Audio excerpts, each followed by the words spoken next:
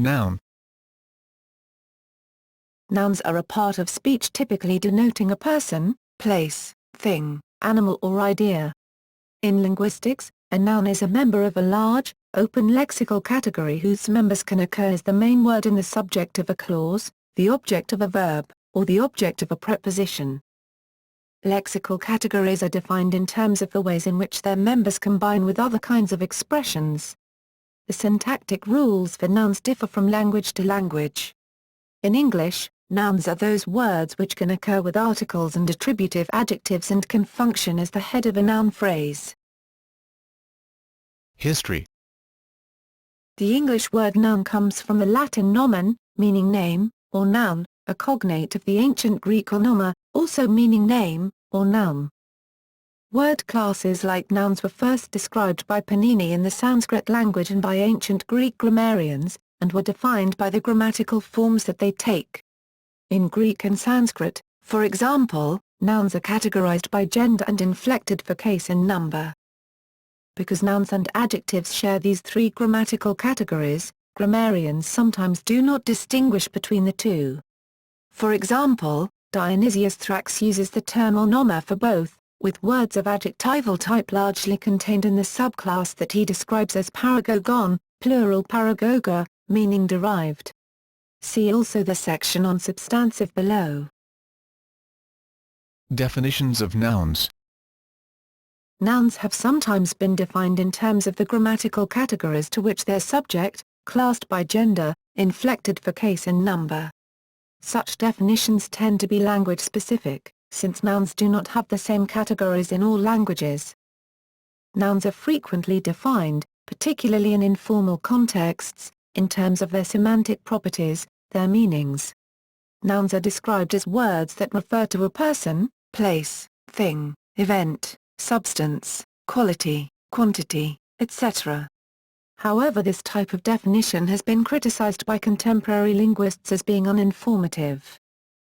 Linguists often prefer to define nouns, and other lexical categories, in terms of their formal properties.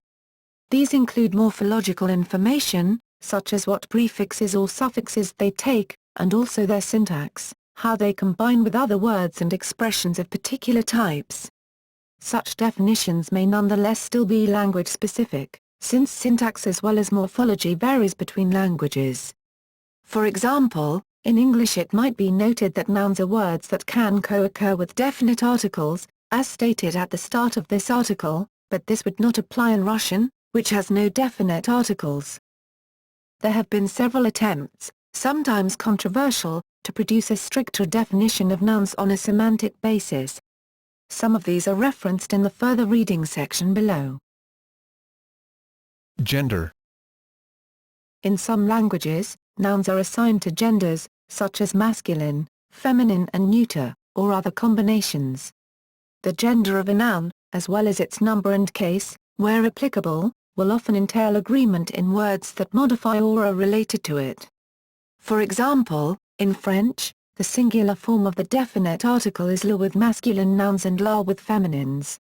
Adjectives in certain verb forms also change, with the addition of e with feminines. Grammatical gender often correlates with the form of the noun and the inflection pattern it follows. For example, in both Italian and Russian most nouns ending a are feminine. Gender also often correlates with the sex of the noun's referent, particularly in the case of nouns denoting people, and sometimes animals. Nouns do not have gender in modern English, although many of them denote people or animals of a specific sex. Classification of nouns. Proper nouns and common nouns. A proper noun or proper name is a noun representing unique entities, such as Earth, India, Jupiter, Harry, or BMW, as distinguished from common nouns which describe a class of entities, such as city, animal, planet, person or car. Countable and uncountable nouns. Count nouns or countable nouns are common nouns that can take a plural, can combine with numerals or counting quantifiers, for example, one, two, several, every, most, and can take an indefinite article such as a or an, in languages which have such articles. Examples of count nouns are chair, nose, and occasion. Mass nouns or uncountable, or non-count, nouns differ from count nouns in precisely that respect: they cannot take plurals or combine with number words or the above type of quantifiers. For example, it is not possible to refer to a furniture or three furnitures. This is true even though the pieces of furniture comprising furniture could be counted. Thus the distinction between mass and count nouns should not be made in terms of what sorts of things the nouns refer to, but rather in terms of how the nouns present these entities. Many nouns have both countable and uncountable uses. For example, beer is countable and give me 3 beers, but uncountable and he likes beer. Collective nouns. Collective nouns are nouns that refer to groups consisting of more than one individual or entity, even when they are inflected for the singular.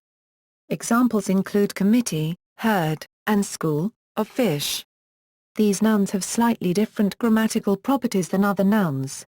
For example, the noun phrases that they head can serve as the subject of a collective predicate, even when they are inflected for. Concrete nouns and abstract nouns. Concrete nouns refer to physical entities that can, in principle at least, be observed by at least one of the senses, for instance, chair, apple, Janet or atom. Abstract nouns, on the other hand, refer to abstract objects.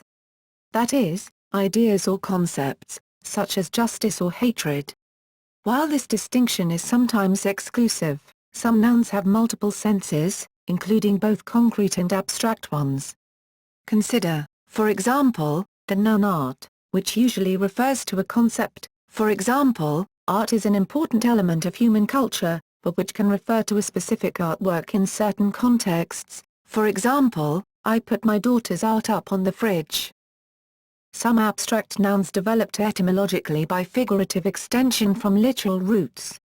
These include drawback, fraction, holdout, and uptake.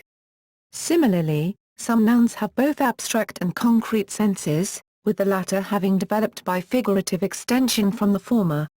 These include view, filter, structure, and key. In English, many abstract nouns are formed by adding noun-forming suffixes, ness, ity, ion, to adjectives or verbs. Examples are happiness, from the adjective happy, circulation, from the verb circulate, and serenity, from the adjective serene. Noun phrases. A noun phrase is a phrase based on a noun, pronoun, or other noun-like word, nominal, optionally accompanied by modifiers such as determiners and adjectives. A noun phrase functions within a clause or sentence in a role such as that of subject, object, or complement of a verb or preposition. For example, in the sentence "The black cat sat on a dear friend of mine," the noun phrase "the black cat" serves as the subject, and the noun phrase "a dear friend of mine" serves as the complement of the preposition on. Pronouns. Nouns and noun phrases can typically be replaced by pronouns, such as he, it, which, and those, in order to avoid repetition or explicit identification, or for other reasons. For example, in the sentence "Jane thought that he was weird," the word he is a pronoun standing in place of the name of the person in question. The English word one can replace parts of noun phrases, and it sometimes stands in for a noun. An example is given below.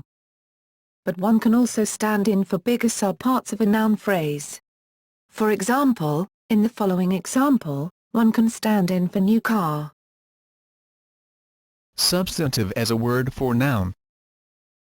Starting with Old Latin grammars, many European languages use some form of the word substantive as the basic term for noun, for example, Spanish sustantivo, noun. Nouns in the dictionaries of such languages are demarked by the abbreviation S or SB, instead of N, which may be used for proper nouns instead.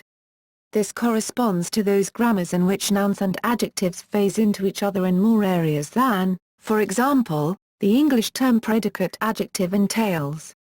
In French and Spanish, for example, adjectives frequently act as nouns referring to people who have the characteristics of the adjective. The most common meta-language to name this concept is nominalization. An example in English is. Similarly, an adjective can also be used for a whole group or organization of people. Hence, these words are substantives that are usually adjectives in English. The word nominal also overlaps in meaning and usage with noun and adjective.